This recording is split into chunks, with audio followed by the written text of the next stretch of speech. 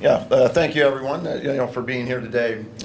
It's truly an honor, for me to be standing here as the head coach at Indiana University. I want to start off by thanking, President Pam Whitten, Athletic Director Scott Dolson, and the Board of Trustees for this opportunity to lead this historic basketball program. 1 year ago today, I took the West Virginia job after I'd left Drake University, because I felt like it was a great fit for myself, my family. It had an administration that I greatly respected, and a fan base that was very supportive, and a community that was filled with great people. All that turned out to be true in that past year, and we were welcomed with open arms. We met some terrific people, and my family and I are beyond thankful for that. Obviously, my intention was to continue down that path and build on the progress that we made during this first year. However, the opportunity came along to be possibly be the head coach at Indiana. A dream job for anyone, but especially for someone that grew up in the Midwest watching the old Big 8 and Big 10 basketball. The chance to lead one of the biggest brands in college basketball was something I could not pass up.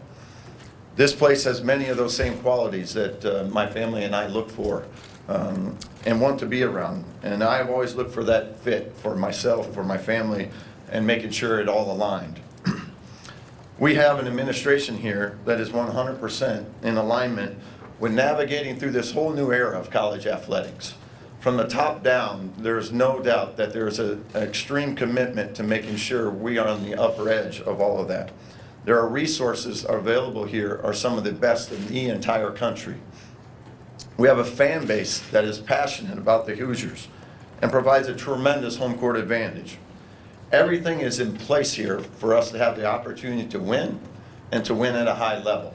Now our job is to make that happen. I am so excited to get to work, and I know that it's where it all begins is with the work. It has to start and end there, because without that, you cannot have success. Resources certainly are a huge part of giving you those opportunities, but resources do not win games. We want to be a very process-oriented program with a core fabric built around that work. The people we surround ourselves with, and the players that have a desire to be a part of something special. We will want to build something that is sustainable for a long period of time, and we would do that by staying true to what this program is about.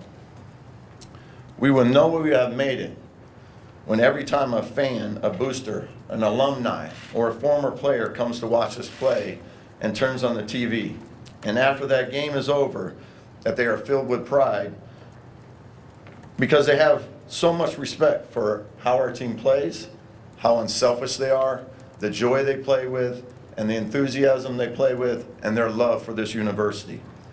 Once we get there, and once we get there where everyone can watch us on a nightly basis, and then they can say with great pride on a consistent level that that is my team, that is when the banners will rise again.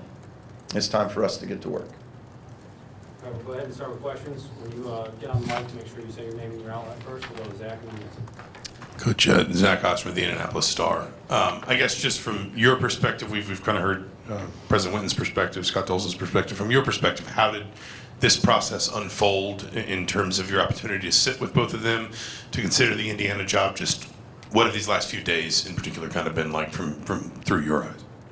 Yeah, and obviously the process, is the process on how it plays out. And, as you're going through their season, they were, very respectful of making sure that my focus continued to be on our team, and certainly appreciated that. What I loved about how the process played out was, from our very first conversation, there was certainly, we mentioned the word alignment, but there was an alignment to my vision, their vision, and how do we make this, go together. And I think that's very important, because the way we want to build this program and build it to a level that is sustainable and be at a very high level, there are certain things that we feel, that I feel is important in our program. And I thought those all aligned with the administration as we went through that process. So, getting into more details later about the offense, defense, all those type of things. But more importantly, that the process, we can't cheat the process. The work has to go into it. The type of players that we bring into our program have to match what we're about. I think the majority of your winning takes place on the very front end. You know, your coaching staff, the players you bring into your program, you know, what are their qualities? What's important to them? Are they self-starters? Are they self-motivated? They team players? Those type of things are all important to us. And as that process played out, it was clear and evident to me that this was going to be a great fit, you know, for myself, for our family, and can't be more excited to be here. Isn't the time? Yeah, Mike Neislick from the Bloomington Herald-Times. You've had to replace a significant portion of your roster each of the last 2 seasons. I was wondering, what lessons did you learn from those experiences? And you mentioned, obviously, the resources are important, but what else in this era kind of defines roster building to you? What's important? Yeah, I think the biggest thing is, and where you get yourself in trouble is you're not building a collection of players. You have to build a team, and a team has to be able to fit together, play together, win together, you know, be able to function together. So that's the number one thing, and I've had to do it now several times because basketball's changed, college athletics has changed. So, you know, we've had multiple times now where, as a head coach, we've had to sign 9, 10 guys in a given season. So I think it's critical that you make sure that every player's motivation is the right motivation for why they want to be a part of your program. And if their motivations are right and you get enough of those individuals with those same type of aspirations, now you have a chance to put a team together, you have a chance to win together. Todd and then Ravi. Todd Golden with Hoosiers on SI. Darren, as part of what you just said, you know, you can sell a vision to the players. How do the players buy into your vision? What have you been successful in doing to make them believe that you're the guy who can make that vision happen? Yeah, anytime you're at a new place, you know, you can only use your past experiences and your coaching record and things. I think the biggest thing for them when I have discussions with them is, hey, here's you as a player, here's how we play, here's how we envision you, and maybe most importantly, be truthful. You know, talk to them about, hey, this is where we see you. We don't make promises that we can't keep. Everybody comes in basically on the same note of, I'm going to come because I want to work hard. I believe this coaching staff can get me better. They can challenge me. They can motivate me. And I'm going to love that process. I'm going to love being where I'm at. And, you know, for us, I think that's extremely critical as you put a roster together and build your team. Ravi, then Alex. Hey, Coach. Jeff Rabjohn, Speaks.com. Just wanted to ask a basketball-specific question here. Your team, I think when everybody was healthy, was top 45 or so in three-point rate, averaged nearly 30 or so three-point attempts per game. Can you explain your offensive philosophy? Just what are the key components that you want to have on the court every night? And how important is it to you, from a roster construction standpoint, to have multiple shot makers on the team? Yeah, I think it's you know, critical for us as you're building out a roster. You know, and this year, you know, this past year at West Virginia, as we took over roster, there was only one player that returned from the previous year. So we put a roster together that we felt like could fit and make the pieces fit as best we could during that spring signing period. And I think it's critical on how we want to play, because in the ideal world, on a missed shot, turnovers, we would like to score in those first 12 seconds. That's how we played. I was an assistant coach at Creighton University for a long time under Greg McDermott. You know, took kind of that offensive philosophy with me to Drake, and then again to West Virginia. So we feel like the best way to score is in a broken floor before the defense is set. So that's our main priority from an offensive standpoint. Then if you don't score in those first 12 seconds, obviously now we want to, you know, get the best shot available whenever that may come.